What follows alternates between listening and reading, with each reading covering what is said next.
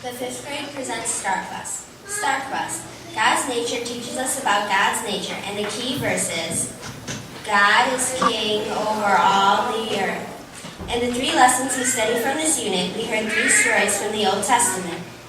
2 about Moses and 1 about Job. The point for lesson 1 is, we know God never changes. In the story from the 3rd chapter of the book of Exodus, we learn about Moses and the burning bush. Moses is out tending his sheep, and he sees a bush that is on fire but doesn't burn up. He hears a voice saying, Moses, Moses. Here I am. Do not come any closer. Take off your sandals, for you are standing on holy ground. I am the God of your father, the God of Abraham, the God of Isaac, and the God of Jacob. And that's when I realized that God never changes. He always stays the same. He is the same God who cared about my father and his father and his father. God is God forever. God said he was going to use me to lead his people out of Egypt. I asked him, who shall I say sent me?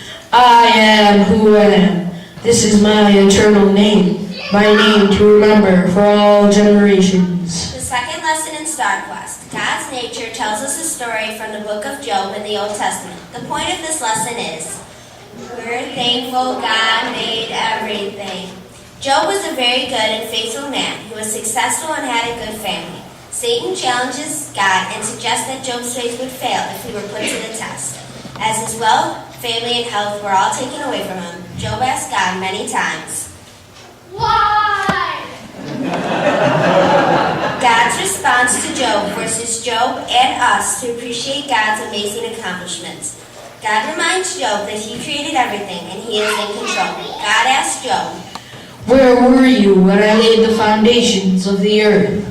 Can you direct the movement of the stars? Is it your wisdom that makes the hawks soar? We heard another story about Moses in the 3rd lesson we studied from this unit.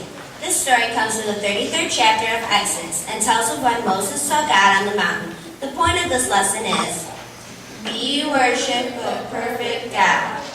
This lesson helped us to realize that none of us is perfect, that nothing in the whole world is perfect, but our God is perfect, and so we should trust in him.